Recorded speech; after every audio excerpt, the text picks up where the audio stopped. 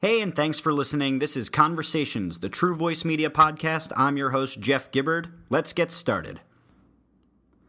This is episode 28 of True Voice Media Conversations. I'm your host, Jeff Gibbard, and today I have Michael Fishbein on the line. Michael, thanks so much for coming on. Why don't you tell everybody a little bit about yourself? Thanks a lot for having me, Jeff. My name is Mike. I am a blogger and content marketer and serial self-published author. I've had my articles published on some sites like the Huffington Post, an Entrepreneur, and Business Insider, and produced some video courses and help businesses with generating traffic and leads through content marketing. Interesting. Do you find time to sleep in doing all of that? Every once in a while, I get a bit. Yeah, it's funny. People who work for themselves, myself included, people ask us that all the time, and I always wonder where we get the motivation to be able to push through and do as many things as we do. And something that stuck out to me, you just said you're a serial self-publisher of books. How many books have you published? Over a dozen now, 13. Good Lord. How long are each of these books? I'm curious, as I'm trying to write a book myself. So they're much shorter than traditional publishers put out. So they actually range. I think the shortest one is only about 10,000 words. The longest one is about 27 or 30, and the average is probably 17 to 18,000. So that's about 125 pages on average, or even 115 pages. So I want to start here. I want to start on the book thing because I don't know if you've read it, but I have a blog online called A Day in the Life of Jeff Gibbard. It's at jgibbard.com. And it was probably my favorite thing I've ever done online is to write on this blog. Huge fan of it. I have a pretty loyal readership on it. But I recently shut down the blog while I write my book. And I've been having a hell of a time starting. I've been organizing a lot of pre-existing content and trying to make it work. But how did you decide to start your first book? Like, can you walk me through that? Like, how did you get it over the finish line? How did you even get it started? Similar to you, actually. So I had been blogging and getting some feedback on the articles and continuing to refine what I was writing about and the topics I was writing about based on what people really liked, and then eventually built up like basic content that seemed to be really resonating with my audience, and they seemed to be finding it really valuable. So I started with just an outline, and then I sort of filled it in again with some blog posts, added a lot more context, added some more stories, more detail, all that kind of good stuff. And then I had to dive into the self-publishing process on Amazon. So I used a number of resources online to help me help guide myself through that. Fortunately, Amazon's interface is pretty easy to use, just kdp.amazon.com, and they kind of walk you through step by step what you need to do, including getting a cover designed and writing a description and all that good stuff. So I sort of just try to take it step by step. If you try to tackle it all at once, it can seem really intimidating, but I did my best to just do one thing at a time. So the real key is just to take it one day at a time? Is that it? Is it the age-old advice of just taking everything one step at a time? Yeah, I guess it sort of builds up over time. Like you're not going to write an entire book in one day, but you might be able to write a blog post in one day, or a chapter in one day, or even just a paragraph or two in one day, and it continues to just build and just gets easier over time. So a couple things. You said you're a serial self-publisher and you've published 12 different books. Are they all in related topics and genres, or do you kind of bounce all over the place? And is it staying in this kind of content marketing and online business side of things? It's predominantly in marketing and business, but I've definitely branched out and done a couple that are not directly related. It's probably not the best choice overall, like in terms of driving sales, to have just a wide range of things. But I guess I just sort of couldn't help my curiosity, and felt like I could provide some value with different topics. So I went ahead and did that. So how'd you get into all this stuff? I mean, some people nowadays are getting into the content marketing game and content strategy and consulting and all that stuff because, there's a lot of buzz out there about it. There's plenty of articles that are talking all about content marketing. But how did you get into it? I never thought I would be as into it as I am. It started just with blogging, just while I had a full-time job at a tech startup in New York, I was just sort of blogging on the side, just for like sort of personal branding and like you said, just kind of like everybody's doing it. I figured I should be doing it. It could be a good networking opportunity. But it really grew into a lot more than that. I started, well, first off, really enjoying it. I enjoyed writing and just publishing and just sharing my thoughts a lot more than I thought I would. And then I started building a little bit of a following, and then got into the self-publishing and started making some money even, and it just sort of snowballed from there and got demand from businesses for them to help me with the same stuff, and it's just really kind of been a snowball. I didn't really even expect it. So did you start out the blog with the intention of making it a personal branding exercise, or was it the sort of thing where as you got kind of into it, you're like, oh, okay, this kind of helps me define who I am and what I'm interested in, and I can use this to my advantage? I thought it would just be just sort of a hobby. Like there was definitely some things I kind of wanted to write about, and yeah, I had heard about how it can help with sort of networking and personal branding. So those were sort of my interests going in. I really didn't expect it to turn into a business though. Okay. So, from that, there's probably a lot of people that would listen and say, well, yeah, I mean, I'm doing a thing now. Maybe I could just start a blog on the side, start to kind of brand myself a little bit, pick something that I'm interested in, and start a business. I mean, is that kind of what you think? Would you say it's good advice for someone that they could do that, or would you say that it's a little bit more complex than that, or was there any additional pieces to the story that we've left out? Because I'd imagine you can't just be working at, Procter and Gamble or something like that and start up a blog about fishing and then use that to catapult a consulting company, or is it that simple? You can definitely start on the side while you're working full time, and that's probably a great way to do it. In terms of topics, I guess you should really think about, what your goals are. Are you looking to, have it be a standalone business, like a small media property, or ebooks, or on advertisements, or are you looking to display your expertise and use it to sell, like you said, consulting services, or even to, get a bigger, more high-paying job on the side? So, if it was the latter, then I'm not sure writing about fishing would be super beneficial. But if it was the former, then that's definitely sounds like an option. How do you work with people and help them in this? I mean, you did it yourself.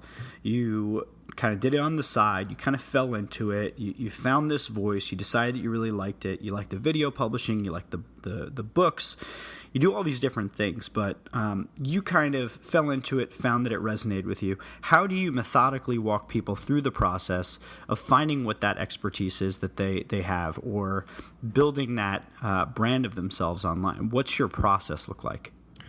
Yeah, I know a lot of people feel like maybe they don't have anything that they're, should be writing about, or they're not an expert, or they're not the best, or anything like that. But almost everybody I find that is telling me that does indeed have something that they can provide value for. So there's a few good starting points. One is just to think about questions that you commonly get asked by friends or coworkers or anybody else. Those things that you're the go-to person for. And when you get those questions, it's an indication that somebody has demand for that kind of information. So if you can answer it via blog post, that's going to provide value. And providing value, of course, is one of the most essential components of any content marketing strategy, regardless of what channel you're using or what medium you're using. Providing value is just the key to all of it. So, figuring out what problems people have and how you can help them is a really good starting point. So I guess my question for that, and kind of the pushback that I'm going to give you on it, just in terms of, for the sake of the conversation, for you to kind of dig a little deeper into this, the web is not lacking in content. There's not like a scarcity of ideas and value and things that are out there, and there's certainly plenty of noise that's out there. It's just complete garbage. But what sort of giving this advice that people become publishers, that become content producers, they start providing value and they do these things. What's to stop them from just becoming part of the noise? How do you, as we look at more and more of the content that's coming out there and there's no more attention than there used to be, and there's a bazillion options for every person that's out there, content marketing, social media marketing, or even, things outside of those industries. How do you get people to stand out amidst the noise when the competitive environment is becoming so much more competitive and so much more saturated with voices? Yeah, it definitely is getting super competitive out there. So I'll give a few things that I think have worked well for me and clients. One is finding your platform or your medium of publication where you can be competitive, where you can outstand the competition. Finding channels where the sort of supply and demand dynamics are favorable to you. So where there's a lot of your target audience, your target customers actively consuming content, and where there's relatively few producers of content. So, blogging has been around for a very long time. A lot of people are trying to rank on Google, and you can certainly still do that in some niches, but it can be very hard and take a very long time. But there are new channels and new platforms popping up all the time. And in some of them, there aren't that many producers on there yet. So if you can get there early, you can have a real advantage. And, podcasting is one of them, like this show here. YouTube is, that's another one, even though it's getting to be saturated as well. And then, even smaller ones like, Periscope and some of these even, very young places that have an opportunity to publish. So, and then guest blogging. So even blogging, but just doing it on other people's site is another great way to just get right in front of your audience. So I think finding the places where you need to publish instead of just publishing on your own blog, and then just really going above and beyond in terms of providing value. So not just doing just a few tips for content marketing, but really getting deep into one specific area of content marketing and just providing more value, more stories, more examples, and more detail. And that stuff, I think, just gets a lot better results. So a couple things that makes me think of, and the first is, you mentioned Periscope, and obviously we need to look at things like Snapchat, and we need to look at things like, Yik Yak, and all of these bazillion other platforms that come out every day. The first question is, one, what's the starting point for somebody that you're working with to help them even find that audience? So this is somebody who may not even know what their expertise is. Let's say you're able to actually get them to figure out what they know about or what they're interested in becoming an expert on. The next step is, well, where is their audience, and how do you go about instructing them to go through and figure that out? I mean, how do you find out if your audience is on Snapchat other than some big data sources? What are some of your starting points to help people figure out where they're supposed to be? Yeah, I do a few things. One is like dead simple and sort of old-fashioned sounding, but actually just talking to customers. I think in the digital marketing world, everybody wants to be online behind a computer and just producing content, but I still think getting a deep understanding of your audience and your customers is crucial to just about any business, online or offline. So I'm always trying to field questions from my audience, get on calls with my audience. Even sometimes meet in person, go to events where they're going to be there, and just listen to what their problems are and what they need, and as regards to the question you asked, where they're consuming information. So I'll ask them what blogs they read. I'll ask them what kind of content they like to consume. I'll ask them all those kinds of things. I'll also go ahead and just do qualitative research on these platforms. So I'll go onto YouTube and I'll search for fishing or whatever that area of expertise is, and see how many views these videos on the topics are getting viewed, and how many people are producing videos on those platforms, and try to get a sense just qualitatively of what the supply and demand dynamics are. And lastly, I just like to try and see. So it's easy to get stuck in analysis paralysis, especially for some of the more analytical marketers. But a lot of times I just like to, put out a few pieces of content on a given platform if I think there's even a chance that my audience might be there. Just see what kind of results I get, and then, either double down or cut it off. So the other question that I would have for you, and I think that's all fair points. There's the qualitative, there's the quantitative, and to a certain extent there's a little bit of trial and error, which is, to be expected. We do the same sort of things, and I think there's a lot of companies out there that are going to want the simple answer, but the simple answer is actually you probably just have to do the work. But the second thing that I would question about the strategy of, trying these new platforms, something like a Periscope or something like a Snapchat, which is that they are exceptionally new. What's to say that all of that effort isn't for waste because maybe these platforms wind up going out or dying? You look at something like, not that this was necessarily a particularly good channel for marketing, but Secret. Secret came out and all of a sudden anonymity was a big deal. And then, cut a year and a half later, the platform's dead. MySpace was big at one point, and then at some point, it just kind of fizzled out and it stopped being important. How do you respond to something like that, where there's a possibility that you could put in all of this effort towards building a platform on a particular network, and then it could sunset? Yeah, so I definitely wouldn't want to be all in on any given platform, especially not one that's very new. Like, I think even at this stage, as of this conversation, Periscope is like a relatively new channel. Snapchat maybe a little bit older, but still relatively new. So I wouldn't want to be all in on one of those platforms, but it may be worth taking a chance and allocating a certain percentage of the budget or a certain percentage of the time to sort of testing out those channels. But I guess I always want to be sort of diversified and always have like a foundational channel, like for a lot of people that's a blog. Maybe for a few other people's it might be YouTube, which is still a pretty established channel.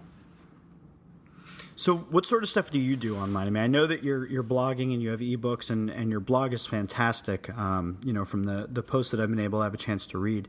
But what other sort of channels are you really excited about right now for yourself? And are there any that you see that there's a really strong opportunity coming out? I guess lately, yeah, I mean, I'm sort of obsessed with all these channels and I'm always checking them out. I guess lately I've really been interested in Medium. It was created by the founders of Twitter and Blogger. And it's basically it's a publishing platform, but it's interesting. It's for a lot of like longer form and more personal content, and the design on there is just impeccable. And so I'm starting to learn how to sort of use the platform in order to get the most amount of exposure. And it seems to be a very focused audience that gets really engaged with the content. So I think if your audience is on Medium, that could be a super valuable channel for you. And there are a ton. I mean, podcasts are definitely huge. I guess those come to mind. Okay. Fair points. So, outside of the content marketing realm, are there any other things that you're advising clients on that are currently happening? I mean, the world of technology is changing. We're seeing marketing automation. We're seeing automation in all these other senses, things like If This Then That and Zapier. We've got the collaborative economy and all of the impact that that's probably going to make. There's home automation, robotics, wearables. Are you getting involved in any of those, or are you really strictly trying to focus your clients on how they can use content marketing to capture an audience's attention and drive leads? There's definitely, yeah, I mean, that's definitely the focus, but there certainly are some trends. I mean, one thing I think is crucial for business, but also for content as well, is just having a strong connection with users. It's one thing that's hard to sort of automate, but at the same time, a lot of new tools and methodologies are coming out that are sort of putting a science into product development and product marketing. And so, really having a close connection and getting a lot of close feedback from users at basically all stages of development, I think is something that I've sort of hopped on the bandwagon with. Okay, fair. So, what sort of clients are you working with? And within that, sort of as a very close secondary point, in your experience of working with different clients and helping them with their content marketing, who are you seeing industry-wise, company-wise, either in your own experience of companies you're working with or just things through your own research? Who are you seeing that's doing it really well out there? Because I think there's so many blogs giving advice and there's so many different tactics that are getting exposure. We see that there are certain times of day that you're supposed to be tweeting or Facebooking in aggregate. And, there's just so much information out there. In your experience and the things that you're doing, who are you seeing that's really something to look at as carrying the torch for doing it right? I think the companies that I really like their strategy and they seem to be getting the best results, they really treat their content like it's its own business. It's almost like the content they're producing looks like, feels like, and very well could be its very own standalone media business. So the marketing team seems like they're like the CEOs of the blog. They're like, the founders of so and so company media. And so, like a client I'm working with, there's a full-time full-time marketing person. It's not just consultants or agencies, and that person is just dedicated to finding market opportunities, finding the right channels to distribute on and produce on, finding the right content topics according to what our audiences need. And then we treat each of those channels like individual businesses, each of which have their own manager, their own chief manager. So we have podcasts, we have the blog, and they're each almost operating like their own individual entities. And so it's not really just about the structure, it's about the mindset of treating it like we're going to have content that is so good that this could be its own business. And I think that's what really gets the results. And other companies like Buffer, Moz, and HubSpot, of course, are doing a great job. How About We is another great one. So, I think some of these tech companies that are coming out are sort of seeing the results that they can really get from their peers and are really going after it. So just from what you just said, it sounds a lot like you're working with medium or larger businesses because, to be able to treat individual platforms as its own business is a luxury that you can really only afford if you're not the chief cook and bottle washer. So, am I right in that that's who you're working with? Because it sounds to me this would be very difficult for a small business that's already, doing everything they can to keep the lights on and keep people, coming through the door or signing contracts or whatever it is. It's got to be difficult to pay that much attention to something when you've got to spend so much time working on getting business in the door. Not huge companies, funded startups, startups, so small to medium size. It is one of those hard things where and I see a lot of CEOs and founders doing this. They just don't directly understand the value of it. And sometimes it can take a while to pay off, and especially when you have $1 million responsibilities, like you said, from the cook, the chef, and everything else. Chief cook and bottle washer. Chief cook and bottle washer. Yeah. So. Yeah, it's a great term, isn't it? Yeah. So it can be hard to pull off time to focus on content, but if you do, it can definitely pay dividends over time. Well, how do you make that case? How do you convince the small business owner, the person that doesn't have very much time? How do you get them to see the value in setting aside even, an hour a week for content? I mean, we have our methods where we don't really take that crap from certain clients, and we make sure to make sure that they get content out, and we build systems around them. But what are some of your best practices for, one, communicating that, and then two, managing somebody who actually does have very little time? Well, it sounds like I like your system a lot, but what I do is I just try to talk about the results and just show the results and the results I've gotten with my clients and with myself. For example, just like a B2B company selling software to large companies, and there's a pretty clear ROI. You bring in leads, and a percentage of those convert, and they spend a lot of money on the software, and it's for the content, and we may not have been able to reach those audiences otherwise. So I think just speaking in terms of traffic, leads, conversions, sales, and the metrics they really care about helps. Do you have any experience working with companies in highly regulated industries? We tend to work a lot with highly regulated industries, healthcare, finance, law, and the circumstances are a little bit different for what they're working on, mainly because you sometimes have to deal with compliance. Do you have any experience working in that? I'm actually probably not the best one to answer that. Maybe I should pass on that one. Okay, cool. Just curious if you had any experience in that space. So. You've been doing this for, 4 or 5 years now exclusively? Obviously a little bit on the side before that. Yep. So for we have a lot of listeners that, our kind of audience is a little bit of professionals in the social media industry. We have people that are small business owners, and we probably have a couple people that have an entrepreneurial fire that are burning in them. What are some of the best things that you can offer to them as advice or learnings or things that you've had as you went from, working the corporate job, doing this on the side, and then starting your own thing to doing this business that you really enjoy? What are some of the best learnings you can give them about the early days and how to get into this and kind of mistakes to avoid? One thing that was definitely beneficial to me was just finding the time in my day to just be able to write. So, for me, writing written content is crucial for me. So, writing is absolutely a core competency, and that'll be the case probably for a lot of content marketers. So, and like you said, everybody has different responsibilities. So, I think just finding the time within your day where you can dedicate to writing. So, for me now, it's early in the morning, like 7:15, 7:30. I'm writing. I'm working on a post. Before it was nights or weekends whenever I could. So, and it's going to be different for everybody. But I think just finding that time in your day, whether it's before work, after, or on the weekends, where you can really excel, I think that's crucial. And then just getting obsessed with helping your audience and just getting, just really focusing on what their problems are and what their how you can provide value to them, and then and just getting started with it, putting stuff out there and seeing what results you get and iterating accordingly. Fair, fair. So I know that we're, both of us busy individuals, and I want to be respectful of your time. We've gone for a little over 23 minutes right now, but I want to ask you a few more questions before I let you go, if that's cool with you. Sure. All right, cool. So one of the things that we get a lot of when we're talking with prospects and sometimes even with clients is the old, well, this doesn't apply to me. This isn't right for our business. We understand that, content marketing is important, but it's not really for us.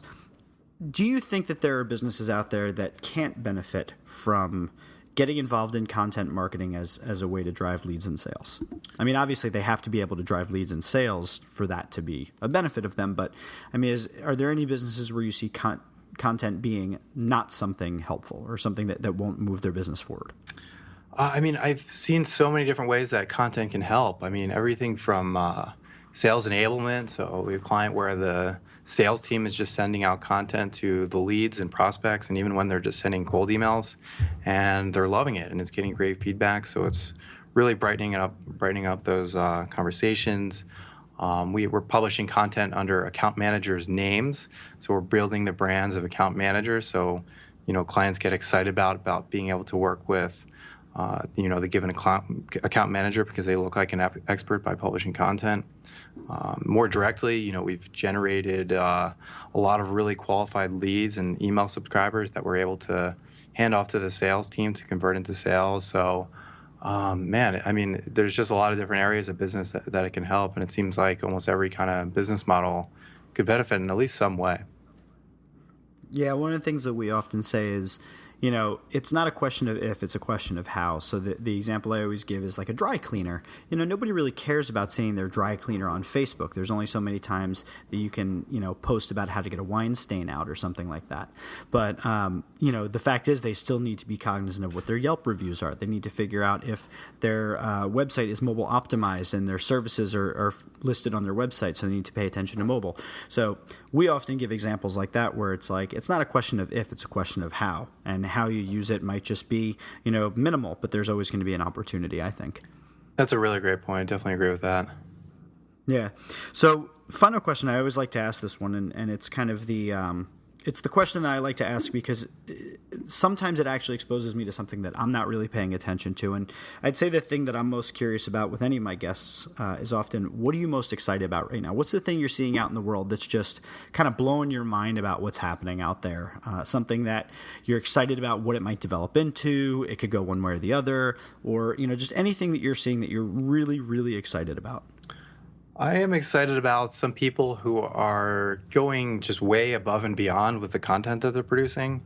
So they're going beyond, like, here's 5 tips for X, and they're giving like really detailed tutorials of how to do really advanced things. So, in the marketing world, it's people like Backlinko, where he's giving like the exact steps he took to, do very specific business objectives and shows you exactly how to do it. And, it's clear that he's spending weeks and weeks, if not months, on individual posts. And he seems to just be getting tremendous results. So instead of like the high frequency, he's going super high quality. So I'm interested to see that. And then sort of on the other end of the spectrum, seeing people like James Altucher, who's just writing like really deeply personal stories about himself. and maybe giving like one or two pieces of advice that are sort of conclusions from the stories. And so, and I love this. So I'm loving this idea of just doing really personal stuff. And I've been trying to do more of that myself, and it's kind of scary. So I'm curious to see how that's gonna play out. Cool, man. You should definitely check out my Day in the Life blog. That's kind of what it's been from the beginning. Is, here's my journey as an entrepreneur, and here's the stuff that terrifies me, and here's what I learned today. And sometimes it gets a little soapboxy, but ultimately it's very real, and it's very from the heart of things that I've learned. So you should definitely check that out. You might like it. So I just had one more thought. It was just in my head. Come on, Jeff. Where is it? Crap, I just forgot it. I had a really good question for you, and then it just floated out of my mind as I was talking about the Day in the Life blog. Yeah, these things happen. Well, Mike, I really appreciate you coming on the podcast, sharing a little bit about what you're doing in content marketing, what you're excited about, and I would encourage anybody listening to go and check out Michael's blog. I'm going to post a link to it in the show notes so you can check it out, learn more about what he's doing. And, if you're in New York and you're looking for, and I'm sure you service outside of New York, but if you're looking for somebody to help you with some content marketing, Mike's one of those guys that clearly knows what he's doing. So thanks so much for being on the show, sharing some of your ideas with us. And hopefully we can stay in touch and maybe do a follow-up show at some point later on. Yeah, thanks a lot for having me, Jeff. Yeah, absolutely. So last question, where can people go to be social with you and connect with you, learn more about what you're doing? I'll be sure to put all of this in the show notes, but give people a glimpse of where they can catch you online. Sure. My personal blog is just mfishbein.com, and then I'm on Twitter, which is my most active social channel, at mfishbein. All right, awesome. So for all of you out there listening, again, thank you for listening. Please drop by iTunes and give us a rating, or go on Stitcher and tell us how great we are. And we look forward to seeing you on the next episode of Conversations. Thanks, everyone. Take care. Thanks again for tuning in. We hope you enjoyed that episode of Conversations. Be sure to go over to iTunes or Stitcher and give us a rating. Tell us what you love about the show, what you hate about the show. And we hope you come back for our next episode. Take care.